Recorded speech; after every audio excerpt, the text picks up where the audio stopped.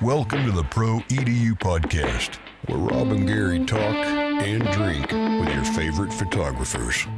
So grab yourself a cold sarsaparilla and saddle up.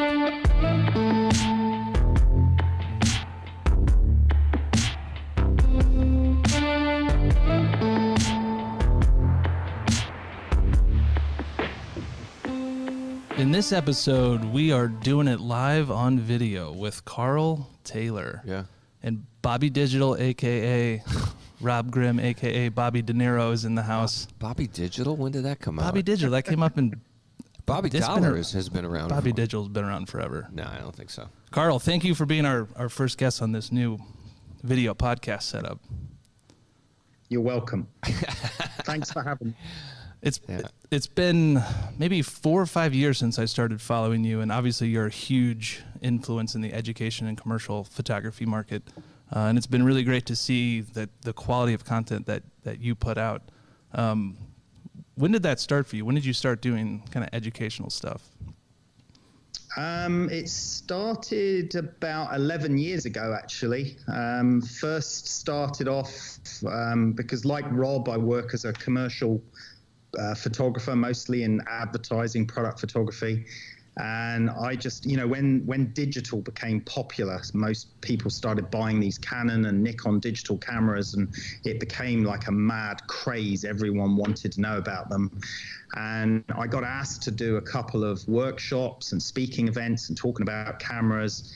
And I really enjoyed sort of imparting the knowledge about photography.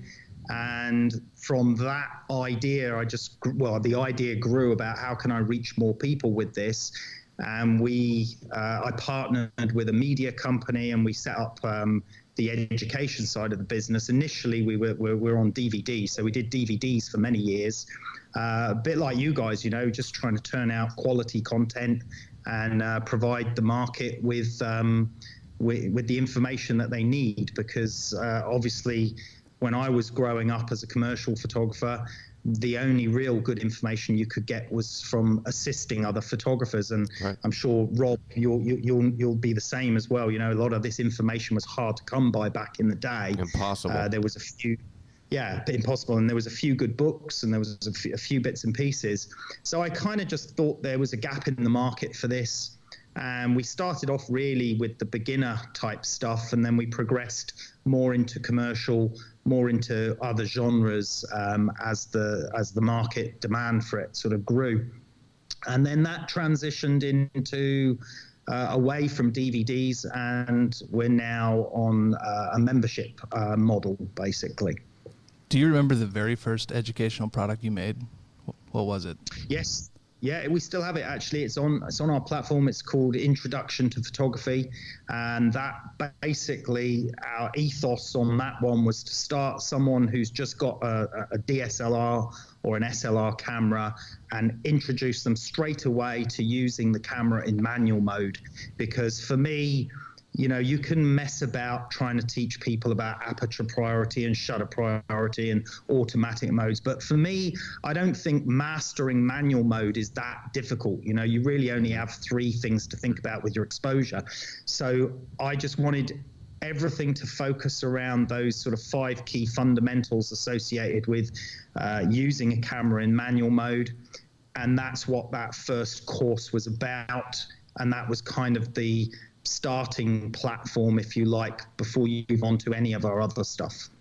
How are you balancing being an educator and still being a professional photographer? Because I know for me, EDU has kind of taken over my life, and it's a difficult thing to balance working for clients as well as doing the education, particularly your education platform, because it is really deep. And obviously that comes from years of building it up. But you have a ton of content out there, which means you have spent a lot of time planning, filming, editing, putting the entire kind of campus of your education platform together. Basically accidentally ended up working in a camera store, which was just by fluke, really, because I needed a job. I didn't even want to work in a camera store. I just needed a job. That's a dream for me, to be in a camera store. The old-fashioned camera stores were the greatest. Well, they were, because back then it was all film, and I remember looking and studying, an F1 Canon and a T90 Canon, and the T50, the T70 cameras, the old Nikon FM2s, some of the Mamiya RZ67s and stuff. And so I worked in a camera store. That was my first introduction to proper photography, and the guys at the store, they wanted to train you on photography so you knew what you were talking about. So they used to give you cameras, and they set you assignments to go out and shoot pictures at the weekend. And then they would do like a weekly sort of critique on what you'd done to try and help you progress.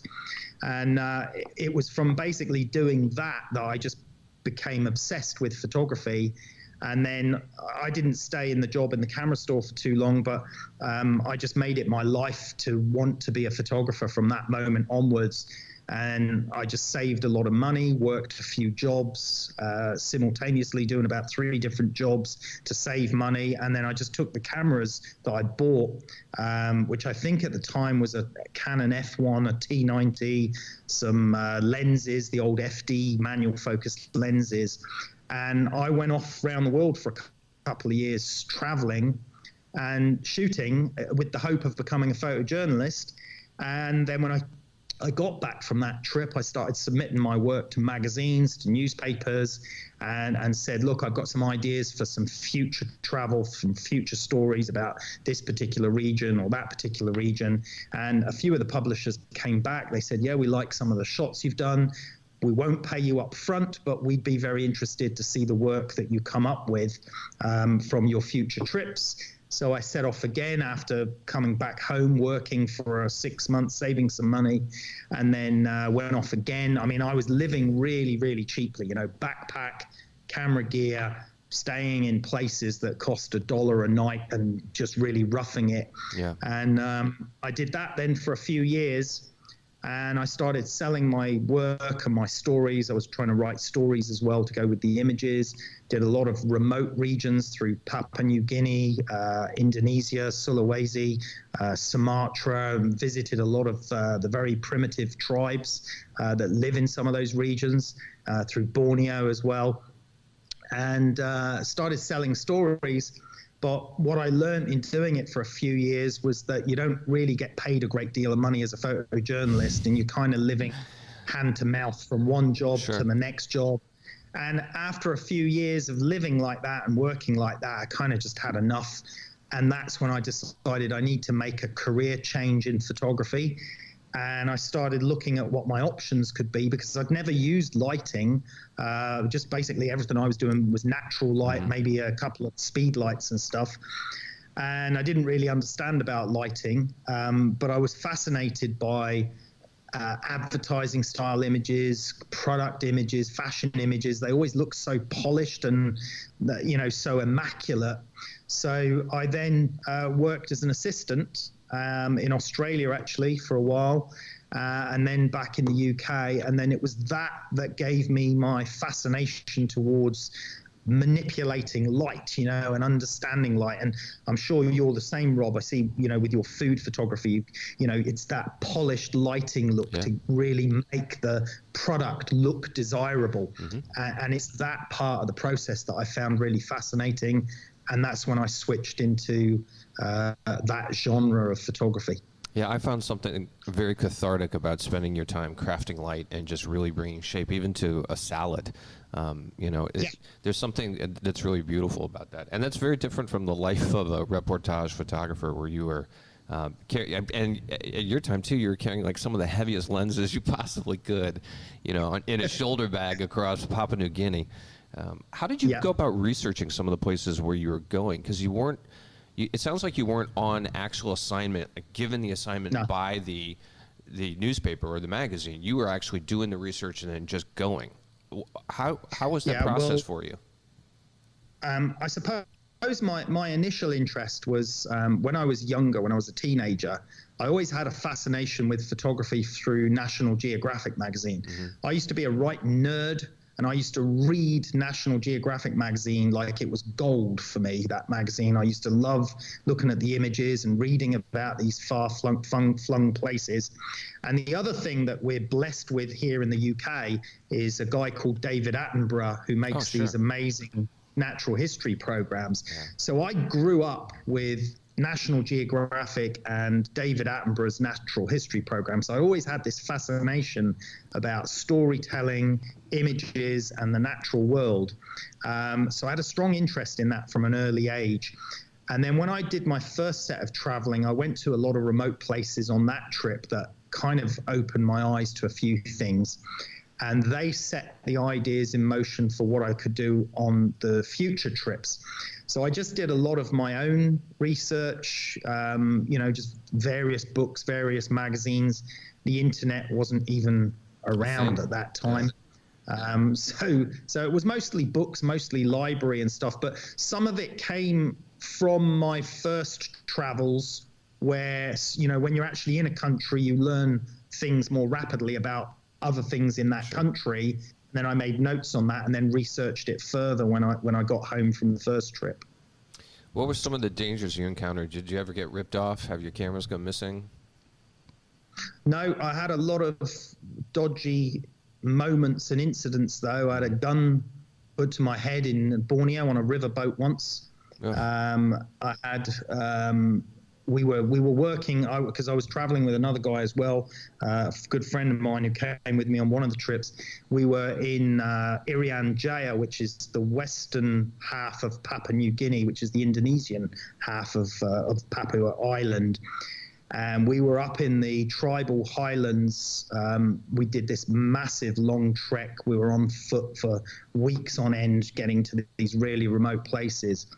And there was a big altercation in one of the villages, and the machetes came out, and someone got stabbed badly. It wasn't addressed towards us, but it was quite horrific. So there were a few things that were a bit dodgy and a bit dangerous, but I never really personally felt in any danger. I felt more in danger from the actual environment, or sometimes, having to climb around a cliff ledge or something, and stuff like that, or worrying about malaria or something else, But the camera equipment problems I had was mostly to do with humidity. So I had some lens issues with fungus and humidity because it's so warm and humid there in the rainforest, and I had to make a couple of trips. I kind of used Singapore and Hong Kong as sort of external bases outside of in that area, because I could always rely on going there, get my Kodachrome film processed, get my cameras serviced, and basically that was the other thing actually, was carrying all that film. I was carrying like 40 or 60 rolls of Kodachrome and Ektachrome stuff with me.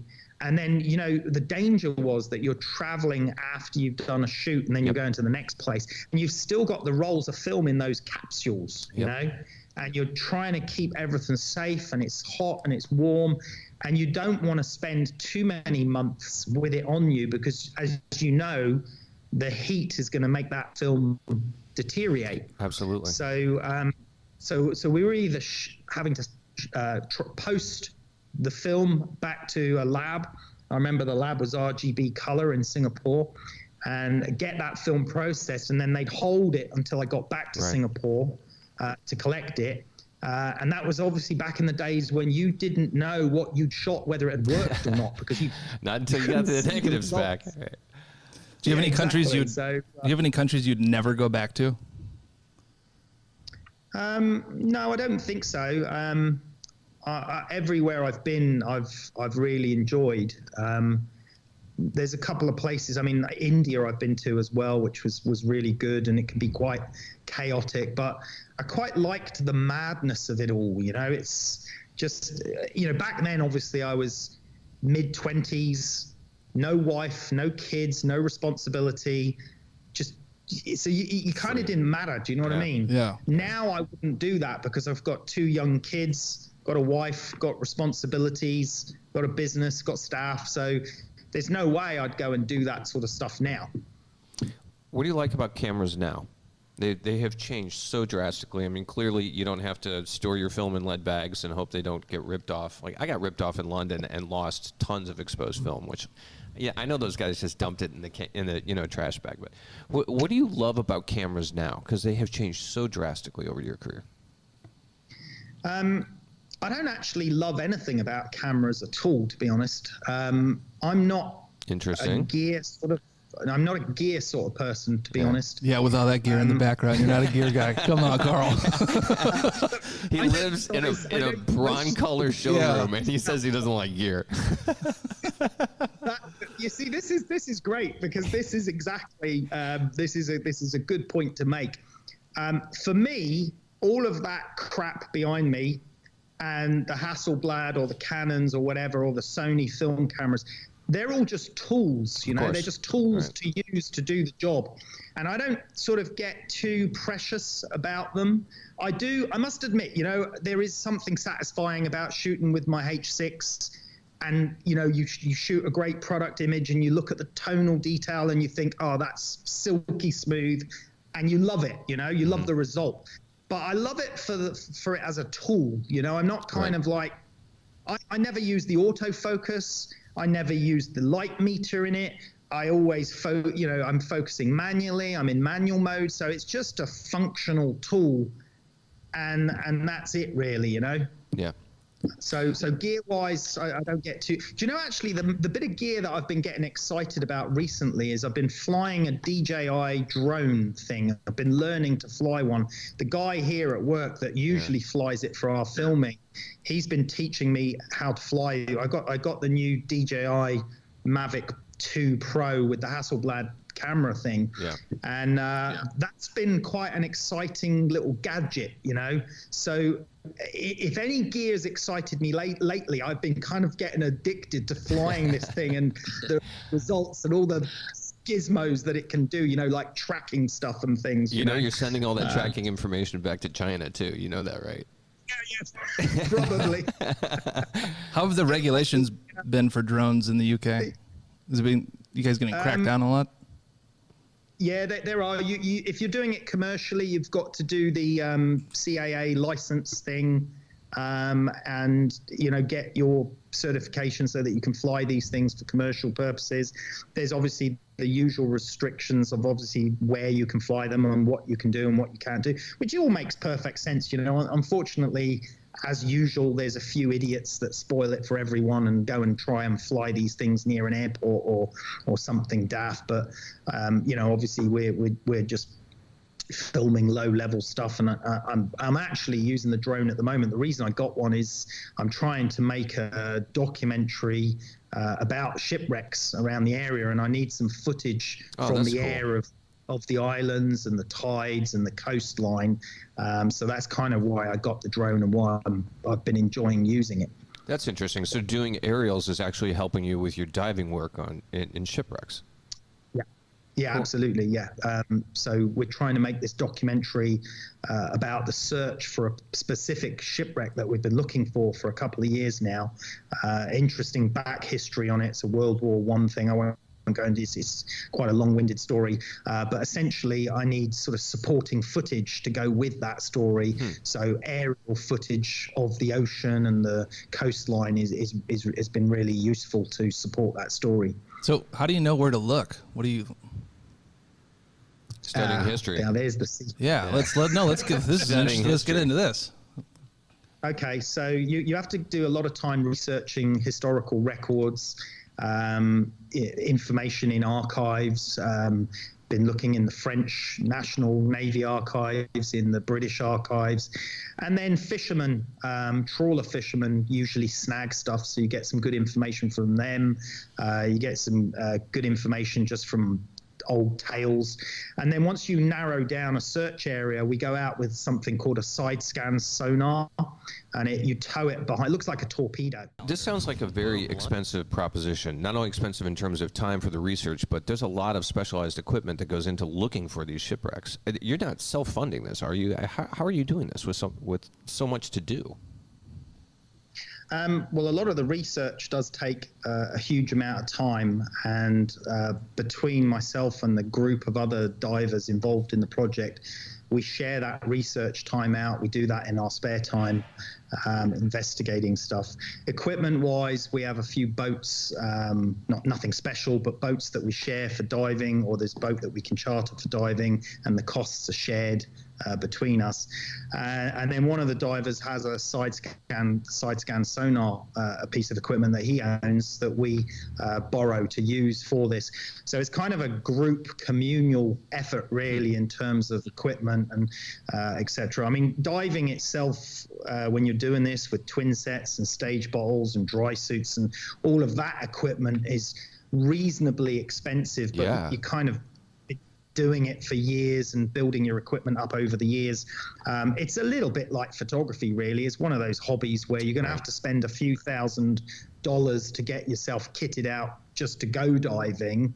But then obviously, there are other costs on top. But I think, we're managing it as it's a sort of communal group project, if you like. So what's the driving force? Are you more interested in the historical side and doing the study and the research? There's gold on the boat. Are you interested in trying to discover There's loot. Captain shipwreck? Karl's looking for the loot. The Nazi gold. Yeah. No, there is no gold on the boat. But I suppose the incentive is that you get the opportunity to rewrite some of history. A lot of the factual or supposedly factual information about this stuff is incorrect, because it was written, obviously World War I is 100 years ago, and World War II 75 whatever years ago, and some of the stuff that's documented in the history books is actually inaccurate, especially when it comes to naval warfare, because these events took place out at sea with a minimum amount of people on the boat. Some of those people died or were killed. It was a state of panic when events happened, and no one really knows whether the boat shot this boat, shot that boat, whether it was torpedoed, etc. So the accounts that are written down in the history books are sometimes incorrect, and sometimes even the ship's positions of certain shipwrecks that are supposedly known are not the right ship. So it's just an opportunity to really discover what actually happened, look at the historical accounts, and then take that information, but don't take it as gospel, and then try to build your own evidence. It's almost like a detective story in many ways. That's fascinating. That's a pretty serious hobby. So how much of that takes up you do that? Is this a weekly thing, once a month? No, it's weekly. If we can, most weekends or every fortnight, doing it, and then in the evenings, doing some research, etc. But yeah, it's the project that we're working on at the moment we've been working on it for a while. It's not going to be a 3-month project. It's going to be a 2-year project. Wow. So with dry suits and everything, are you diving year round? Yeah. Wow. Do you have a special outfit? Do you have a special outfit that you wear when you're going to the boat? Do you dress differently as like Diver Taylor as opposed to like everyday photographer? No. I'm very scruffy, so I just wear whatever's comfortable and warm. But the dry suit is a necessity even in the summer here.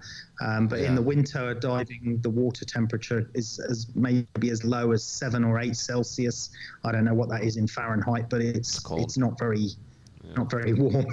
It's not Fahrenheit. They're called freedom units. You were hoping that he was going to be some sort of Wes Anderson character. No, I was picturing him in like a full wool turtleneck with a little cap. I know where you were going with that. A Glock right on his side. He's always got a little bit of whiskey in his pocket. Maybe a spear. Yeah, a spear would be good. I might have a little bit of whiskey in my pocket. Yeah, attaboy. All right, you got a drink, perfect. And again, Karl, you're just kind of like, hey, look at me, I'm cute, pay attention. Yeah. Good luck. Narrative photography sounds like a very specific thing, but in reality, it all just boils down to, can you tell a story with a series of images? Sometimes when you write a story, you come up with a concept, you have a really clear vision in your head of what you want it all to look like. And sometimes it's the other way around. In this tutorial, I'm going to show you my process of creating a successful story from start to finish. This scene is part of the rising tension aspect of the narrative. We're going to start with a concept. Boy meets girl kind of story. They're sitting in a bar, she is interested, and this is what sparks everything. What are the important parts of the story, and how do we do this visually? And the Red Room is where their relationship starts to blossom. So the intimacy of the space actually works really well. From a narrative arc, you're kind of the instigator in this relationship. She's the one taking action while you're off in La La Land. You're creating a theme, and it's gonna give it this sickly feel, which works with the theme of toxicity for this particular shoot. Showing emotions. Nick, if you can give me like a really kind of intense furrowed brow and even lean forward a little bit. We'll also talk about the visual elements of an effective story. I want Carla to feel like she's in the moment, fully saturated, fully present, whereas Nick, our artist, he's a little bit concentrated on something else. How do we use color and composition and framing to make it visually interesting? They're literally becoming further and further apart, so she's receding, she's becoming less important to him. Next, I'll take you with me as we retouch the images. You'll be able to see my workflow and how we put that finishing touch on the image. I think the last thing I really want to do is address perspective. What I want you to get from this tutorial is essentially inspiration.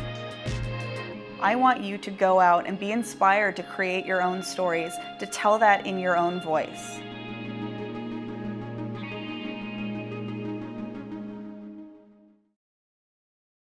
All right, so what's your go-to drink? Is it scotch? Red wine. Red wine? Nah, red wine. Yeah. What kind of red wine? My wife's French. So she's trained me in the ways of red wine. Ah. And I know, to be honest, I like beer and I like wine. So I'll drink a beer and then I'll drink wine a little bit later. All right. So very simple. Let's get into the marketing side of how you are still getting clients. How has that changed over the years for your just marketing approach, and how are you getting commercial clients to shoot products? And you shoot a lot of different commercial stuff. So where's this all coming from if they're not new, if they're new clients? They're not really new clients, actually, to be honest.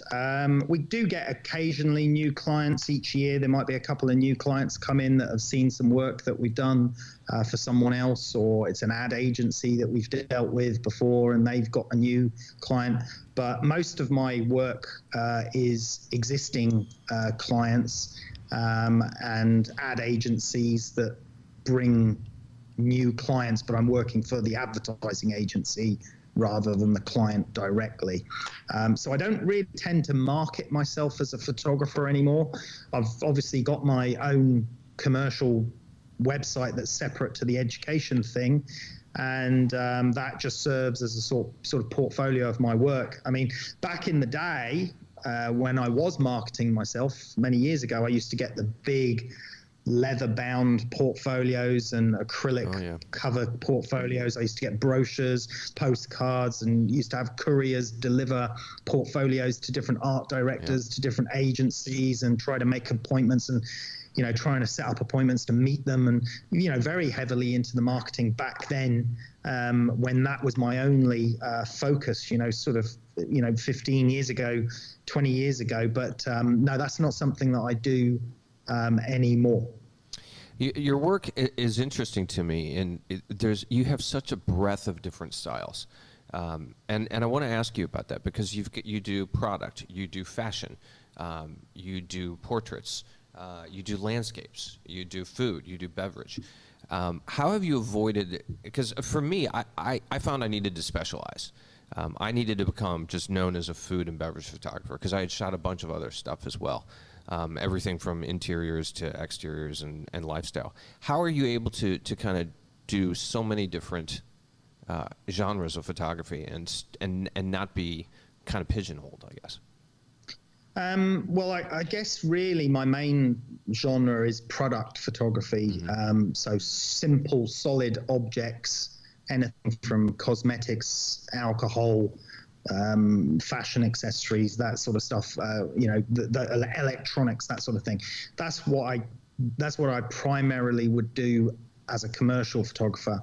I don't really do food. We only did food as a byproduct of the education side of things. I don't really do fashion either. I mean, that's again just something that I ended up doing for our education platform. I quite enjoyed doing the fashion stuff. The process of doing it, it's quite stressful in a different way. Obviously, a lot more people management requirements and dealing with team and stuff like that. But I enjoy the process of working with good models because they bring something to the picture that it can make it quite fascinating.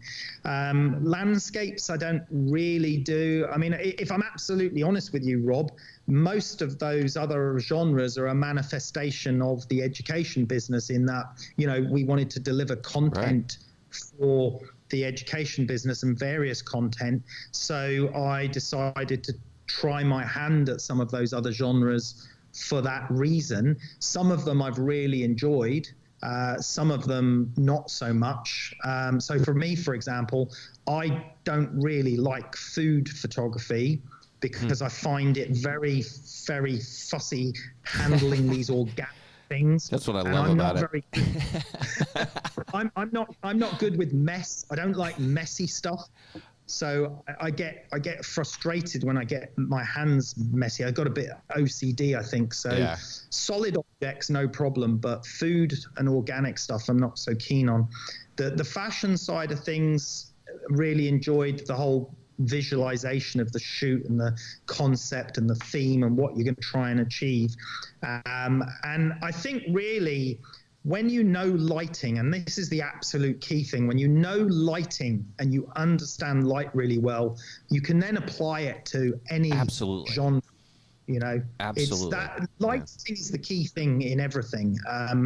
Yes, composition helps, the aesthetics help, narrative, but without good light, it's just ruined. So if you can get your head around good lighting, you can solve pretty much any photography problem with a bit of patience and a bit of effort. I think that's a great answer. And honestly, I appreciate you being so honest about that, because that's one of the things that is frustrating for a photographer. When you start to get a sense of lighting and understanding your equipment and it becomes second nature, you do feel like you can kind of tackle any genre that you want to. You should have that freedom. But the marketplace in many ways determines what you are really going to do, because that's where your success comes. And I think that's always been a challenge for photographers, is being able to kind of move from one genre to the next. And there are a few photographers who do it remarkably well, but most photographers don't get that opportunity. No, and I think this is one of the things why I'm grateful that the education business has happened, because I only get paid for taking pictures of products. That's the only. I don't get paid for fashion shoots because we don't do those from a commercial perspective, only for the education. And as you all know, Rob, when you're working for an art director or an ad agency, they're telling you what they want you to shoot, and they're kind of telling you how they want you to shoot it based on a mood board or a brief. So you're not even shooting it for yourself. You're shooting something that someone else wants you to shoot. Absolutely. So the education side of things gave me and the team the freedom to be experimental and to try different shoots, try different things. You become your own art director. You make your own mood boards. You build your own narrative. And that process basically allowed me to experiment and explore these other genres of photography that I probably never would have been able to do in the real world in a commercial sense. So for that reason, I'm really grateful that, what the education side of the business has provided. Isn't it amazing what you get back when you start to give and teach? I found the same thing. It's just amazing what you get back and how you grow when you just start to share your knowledge with other people. It's a pretty rewarding experience. I'm glad you're having that experience. It is. And I like imparting the knowledge. I think, no matter what it is in life, skills have to be passed down to the next generation. And you get in photography was one of those especially, and I'm sure it happens in some other industries as well, but it was almost like a magic circle. You weren't allowed to let this knowledge outside. Everyone closed shop about it and hidden and what have you. The only way you could learn it was if you were assisting someone, etc. But I don't feel that way. I think, you know, the next generation, the next people working in any given industry, you know, we need to learn things. Historically, as a species, I suppose back in medieval times, you know, when you had blacksmiths and carpenters and cooks and things like that, people passed that knowledge down more easily. They were, you know, it was important to pass that knowledge down for the progress of society. Right. Exactly. And I don't see anything wrong with that. Obviously, you know, it's maybe a little bit rich of me to say it like this because we charge for education the same as you guys, but we try to keep it reasonable. We try to give very good information and very good knowledge. And, you know, even when I'm running workshops or doing talks at different shows, I enjoy the process of explaining how something is done. So for me, as well as the fact that this business has allowed me to shoot many different genres, it's also allowed me to impart my enthusiasm for it, because I've always been extremely passionate, I'm sure as you have too, about photography since I was young, and I'm as passionate about it now as I've always been. So it's always nice to share that passion. All right, let's go back to medieval times. What would you be doing if Karl Taylor was living in medieval times? What would be your profession? Oh, wow. What would be my profession? Rob, think of it too, because I'm asking you next. Yeah. I would like to say that I would have been some skilled swordsman in a battle, but I would be too scared to do that. Rob, what about you? Medieval Rob. Medieval Rob either would have been some sort of king or overlord, or I would have been running taxing the people. Or I would have the been Rob tax, running the torture chamber in the Spanish Inquisition. Or Bobby De Niro's getting money from everyone. Oh yeah, I'm going to shake people down. I would have probably been the Joker at the jester. The jester. Yeah, the jester. The jester gets all the wine and the women. Good answer. And what would you be, Gary? Well, since King is taken, I probably would have been the Queen. Queen's got the life, you know. She doesn't do much until she gets beheaded. Well, it's all right. You know. No. So actually, let's talk about the European market. I'd love to know your thoughts on the European market for photographers now, because I think Europe is such a different place than the United States in so many ways. I mean, we have all of our markets. We've got big cities like New York and Los Angeles and Chicago that have their own challenges for photographers. Then you have smaller secondary markets like St. Louis and Louisville, and then you have even smaller markets than that where people are doing more, you know, kind of senior portraits and that kind of thing. What is it like in Europe now? Coming up as a photographer, because you not only have they're not in Europe anymore, Rob. So many have you not been paying attention? No, they're not done yet. They're working that pry bar. Yeah. No, but I'm really curious. What's it like for a photographer over there? Because you have not only the challenges of different countries, but different languages and so many different client bases. Yeah. Well, I think the market, as you described it, you know, with your major cities and then your subsidiary sort of ones from there, is exactly the same here. You know, we have your London, your Paris, your Milan, your major cities, Berlin, etc. And they've all got their own hubs of manufacturing or different fashion labels or different luxury brands, etc., or cars and things like that, car manufacturing or whatever. So there will be specialist photographers associated with those cities and with those particular industries. And then from there, stepping down, you'll have your slightly smaller cities where there'll be some successful commercial photographers operating in those cities because there may be another sort of industry there or sub-industry. I think, like you said, with the language thing, though, that's an important, interesting one, because obviously in Paris, they're obviously speaking French, so you've got the French photographers there.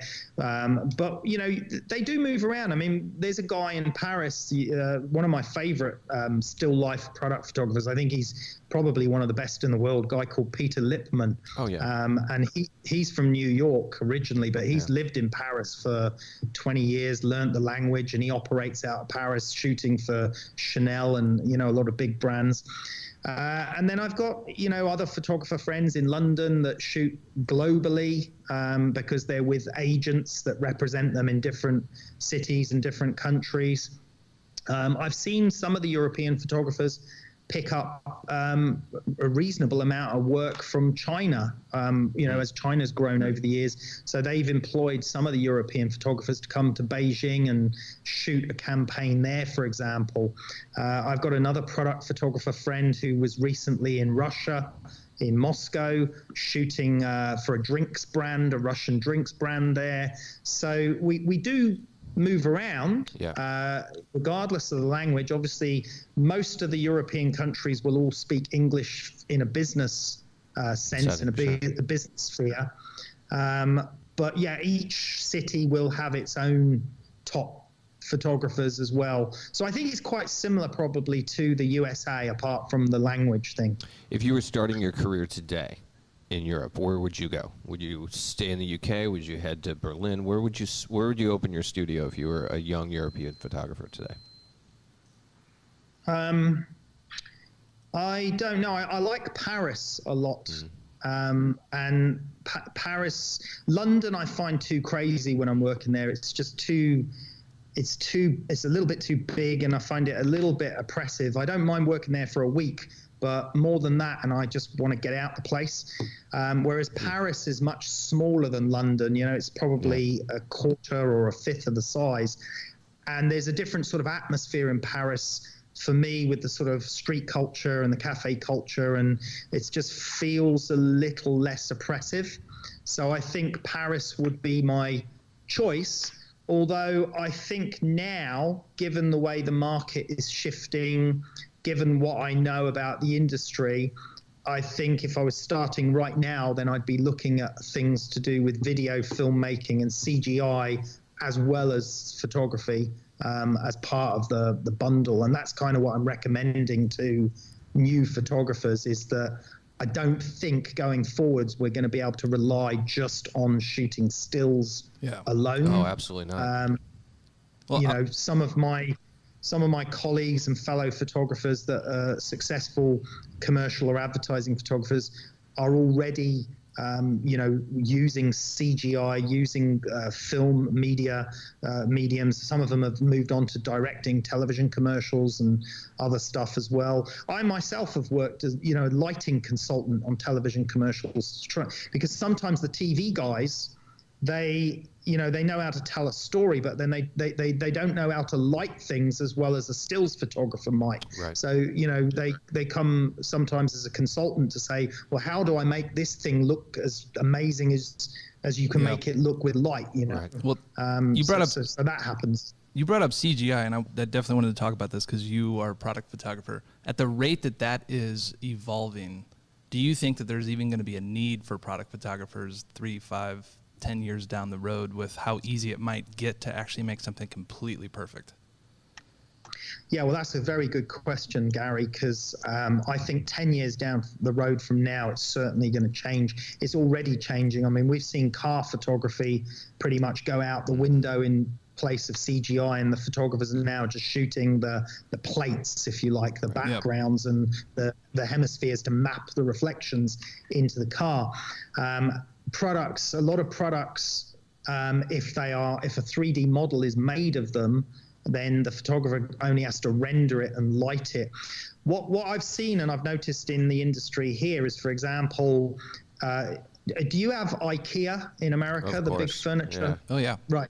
Yeah. So this is a big Swedish company, and obviously huge in Europe, and they produce catalogs and images of their interiors and their products. Now, most of that stuff is CGI'd, most of those interiors, but they're very, very photorealistic. But they started doing that in-house, and they didn't really get it right. And in the end, they realized that it wasn't the technology, it was the knowledge of how to light things that was missing. So they actually employed some decent photographers to come in and show them how to light it and explain to the CGI operators what kind of lighting they needed to be putting in place to create the atmosphere. So I think this is the advantage that good stills photographers will have for some time, is that just because you know how to do CGI doesn't mean to say you know how to light something. Now we can translate that lighting information into CGI, but you need to have learnt that lighting information to begin with to really understand and appreciate how to make a product look its best. So that's why I think stills photographers will still have a place as long as they adopt some of this new technology and teach themselves about it. But of course, that is the way it's going to go. It's going to go more to CGI because, as you guys know, from a commercial perspective, the client only cares about two things: quality and price. Cost. And craft services exactly. too. So, That's the third. There's a third one. It's craft services. Yeah. So if the market says that it's cheaper to do it CGI and it's better quality, then that's what will happen. Yeah. Agreed. At the moment, it's not. That's not the case. It's not cheaper to do it CGI necessarily in all cases, and it doesn't always look better. What we're seeing right now is an amalgamation of the two, where you have photographers CGIing some elements and then photographing other elements and then bringing them together. But the people that are doing it best are still those people that are stills photographers with a knowledge of lighting. So I think photographers just need to upskill themselves and get a handle on these extra tools and use them to position themselves in the market for the future. I think by the time it comes about, I mean, I'm 50 years old, so in 10 years' time, I'll be 60. I'm not really going to probably care too much about it then anyway. So, you know, but I think, yes, it's going to happen. It's inevitable, like anything, you know. Yeah, I don't know if it's going to totally kill photography, though. I think it's going to have a huge impact, but for some reason, and I could be totally wrong, I just don't see the technology completely wiping out. It's not like, you know, when the computer came around and desktop publishing became a thing, it literally wiped out the typesetting industry because it was so much cheaper and so much faster and so much better. It completely wiped out that industry. I think you're right. For 10 years, I guarantee we're safe. But I just don't. I have the feeling it's not going to completely kill product photography. I think you're right. Yeah. What about for right, people, because though? there's two. That like AI of creating a face. That's and getting crazy. There are fashion catalogs that aren't real people. Yeah, there aren't real people there. So is that right? Let me put a question to you. For example, if you take a product shot, if it's just the product on its own, that's fine. That can be modeled and CGI'd.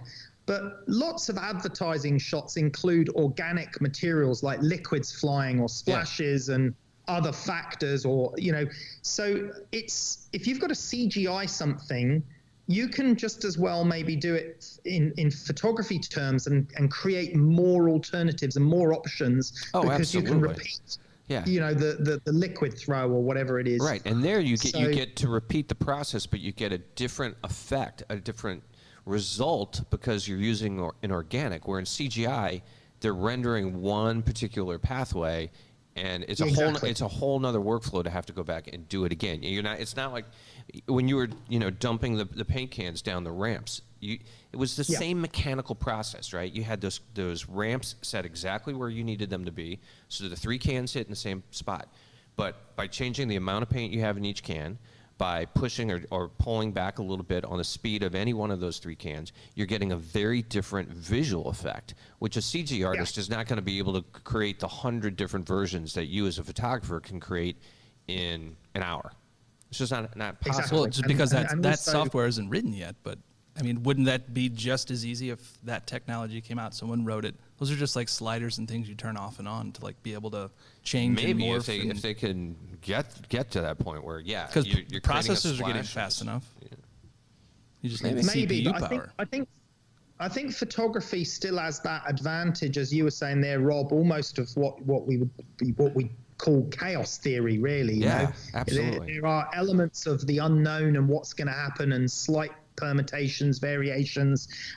Whereas in a CGI image, that they kind of have to design what they think it should look like.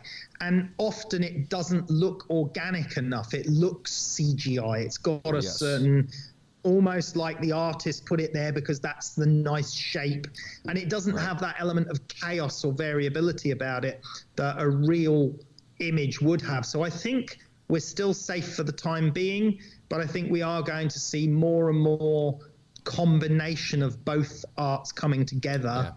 And I think photographers should be aware of that for the future. Not so much in portrait photography, because obviously portrait and people, that's the person, that's who they are. You're not going to go to a studio for a family portrait and have your whole family CGI'd. You know, that would be silly, really. You want to capture who you are.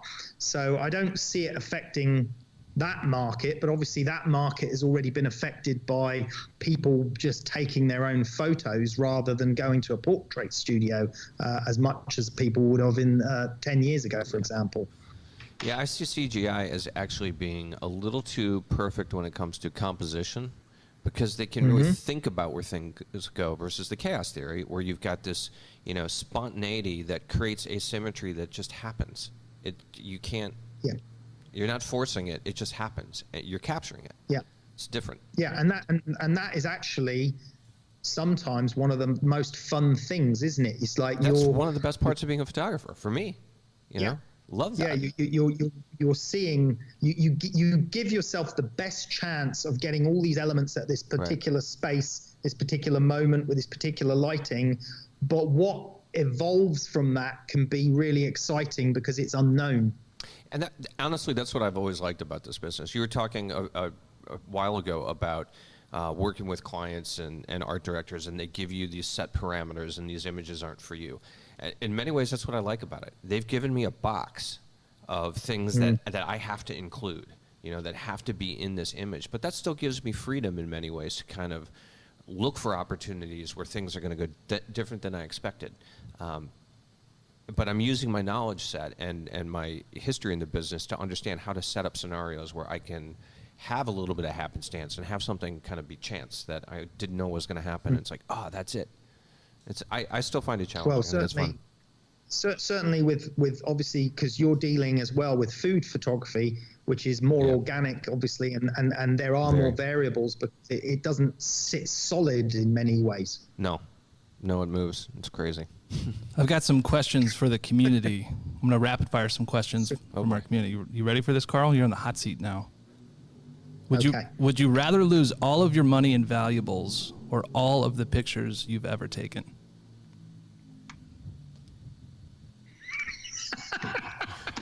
That's a weird question. That's a good one, isn't it? That's a tough one. It's on the hot seat. So I suppose it depends. If are all of my money and valuables insured or not? They're not. Attaboy. They're not. Well, then at this late stage in my career, given that I've got a family to support, a mortgage to pay, I'm going to have to lose all of my pictures, because the whole purpose of my career was to fund my mortgage, my family, and everything else, and send my kids to school. So I'm afraid the pictures will have to go. I'm with you. I would have to give up the pictures because you got family, and they come first. All right, question number 2. Question number 2. Would you rather your shirts always be 2 sizes too big or 1 size too small? 2 sizes too big. Would you rather go a month without showering or a month without the internet? I go a month without showering already. Great. I can switch off the internet for a month, no problem. As a matter of fact, I wish I could sometimes. You know what it's like. You have to do this social media stuff. You have to be connected and all the rest of it. But when I go on holiday, I try to disconnect. Would you rather always be 10 minutes late or always be 20 minutes early? That's easy. 20 minutes early. Yeah. Would you rather have a completely automated home or a self-driving car? Neither. no way. I can't buy. Oh no, I can't stand either of those things. Fair enough. So Would you I'm rather going to live in a tent? Would you rather kill one innocent person or 5 people who committed misdemeanors? Who sent in this question? All right, okay. I don't know. First of all, if you can change the misdemeanors to 5 people that committed seriously bad, nasty crimes, then I'll kill those 5 people. Misdemeanors, I've committed a few misdemeanors myself, so I don't really think that's a fair one to go on. No. So Fair I enough. can't answer that one. Fair enough. Would you rather have an easy job making good money working for someone else, or would you rather work for yourself and it's incredibly hard and stressful? Do I make any money working for myself? You do, but it's real hard. It's real stressful. I'd probably still go for the working for myself bit because I've always worked for myself. I don't work for other people very well. I think I'd get fired. Fair enough. Would you rather be transported permanently 500 years into the future or 500 years into the past? The future, because we've already seen the past. I'd like to see what the future holds. I did not think he was going to answer that way. This guy is looking at the bottom of the English Channel for a ship. I thought know. he was going to go the historical route for sure. No, Curve. he Yeah, wants. but the thing is, we've already seen the past, and much of it is documented to some extent, and we can look at that. But the future is an unknown, and that's fascinating. Yeah. All right. Would you rather have super sensitive taste or super sensitive hearing? I'd probably rather have the super sensitive taste, but that would be dangerous because I reckon I'd be about 200 kilograms extra heavy if I had the super sensitive taste. So I better go for the hearing. Would you rather never lose your phone again or never lose your keys again? Oh, God, these questions. Yeah, these are weird. Crazy. Yeah, if losing your phone is a real pain in the ass these days, isn't it? Because all your stuff's on it and everything else. Although, given that most of it is backed up to the cloud or whatever, I'll lose my phone. I'll lose my phone. Would you rather be able to control water or fire? Water. Oh yeah, then you'd find that ship. I could move it like could- Moses yeah, to right. one side. All right, that's the end of the questions from the community. Wow. Thank God for that. Clearly, we have a weird community. Spoiler alert. Those weren't from the That community. was not from the community. Yeah. Curveball. They're all too homogeneously weird to be from the audience. It was an interesting little test, though. It was almost like a psychological test. Yeah. Yeah. Yeah. Yeah, we learned a lot about you through those questions. For sure. Carl killed a guy. No, he killed 5. Yeah, he killed 5 people. I killed 5 nutters. So, Carl, for all the people that are just getting into the industry, what advice would you bestow upon them just starting out? The advice I'm going to bestow on them is kind of what we spoke about earlier, and it's what I wish I'd bestowed upon myself at the start, and that was learn about light. Learn lighting. Even if you're a natural light photographer, understand the fundamental physics of light, how it interacts with properties, how it reflects, understand luminosity, reflectance, radiance, every single physical property to do with light, and how you can somewhat control it and manipulate it, obviously in a studio environment. That will advance you far, far further than learning about composition, for example. I think it's great advice. What advice do you have for people that think they need that fancy new Sony A7R IV with 61 megapixels? People need that? Don't waste your money. Spend your money on a half-decent camera body that will do the job, and then save the rest of the money and spend it on good lenses instead. What's your favorite lens? Do you have one? On the Hasselblad, it is the 100 millimeter 2.2 lens. What's your favorite lens, Rob? 120 macro. 120 macro. No question. Now, you see, that's interesting. Is that on the medium format, Rob? Yeah. Yeah. So for me, I don't use that lens because I find it puts me too far away from the products. So the shorter focal length, the 80 millimeter fixed lens and the 100 mil, I use those with the extension tubes. You do? Because I feel they give me a little bit more intimacy to the product, as in I'm closer to the product. So the perspective on the product feels closer, feels a little bit more intimate. So I don't use the 120 mil macro. Really? I love it. I've been using it for a long time, and it's honestly, it is the lens that is used almost exclusively in my food work. Rarely would I put on 100 or an 80. And then with my product, the boost stuff, I use the 120 a lot as well. But I like the really shallow depth of field. I like getting in close. I like really shallow depth of field. Yeah, no, a lot of photographers use the 120, and I have used it as well. But generally, most of my work, product work, is on the 80 millimeter lens or the 100 millimeter lens with an extension tube. Wow. Interesting. If you could only have one of those 5,000 lighting modifiers behind you, which one would it be? Which one would you keep? Para 88. My favorite one is the Para 133, that's a good light. which is actually, is it that one? That one there. Yeah. That one is really good for beauty, portrait, fashion. It's not, I mean, obviously, as Rob will know, you know, when you're trying to do gradient lighting, you need scrims and what have you. So, you know, your modifier is just a piece of trace. But for most other stuff, that 133 Para is my favorite. What's yours, Rob? The 88? The 88. I love the 88. Was it the 88 they discontinued, or was it a different Para they discontinued? No, they changed them. Like the 220, they changed to the 222. Because I have a couple. I have a couple of the older 220s, but they didn't. I don't think they discontinued it. They didn't discontinue the any older of theirs. It was the 220. Yeah, it was the 220 that I was thinking. Say again, Carl. The older 220s, you had to use the ring flash. Yes, exactly. Yeah, exactly. And the new 222 has got the more central mounted rod. Yeah. And the 222 is lovely, but it's more of a fashion and it's a monster. Large field light. Yeah, it's a monstrous light.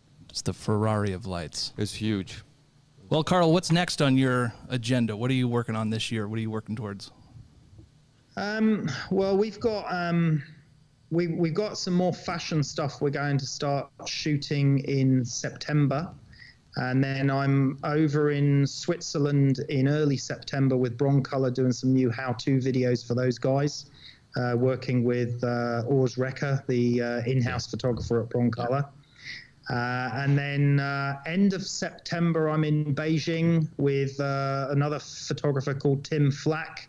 He's a very famous animal photographer. He does studio animal portraits, and he publishes a lot of books, does a lot of fine artwork. So I'm running a workshop with him in Beijing in end of September. And then in between that, we've got our usual stuff that we do here, like you guys do, you know, making new content and, you know, doing those sort of things.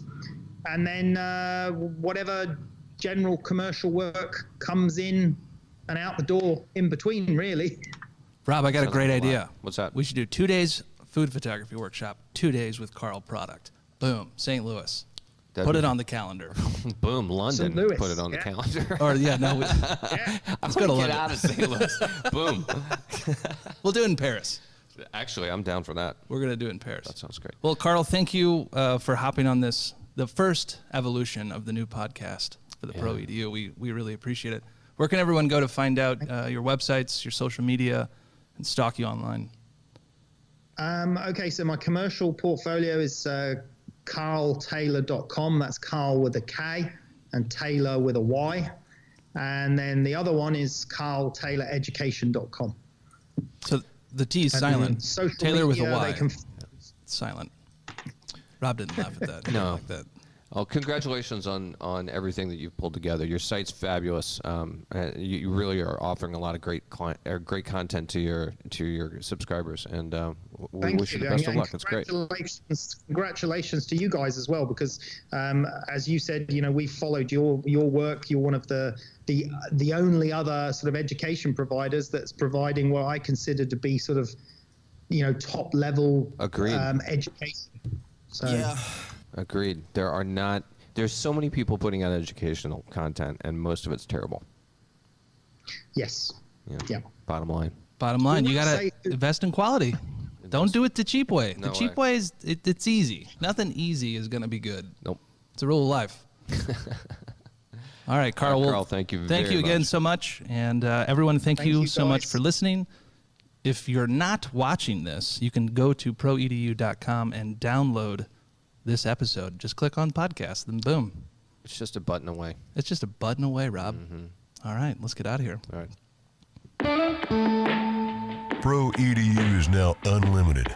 Get access to every single tutorial. Sign up at proedu.com today. I don't know about you, I'll take comfort in that.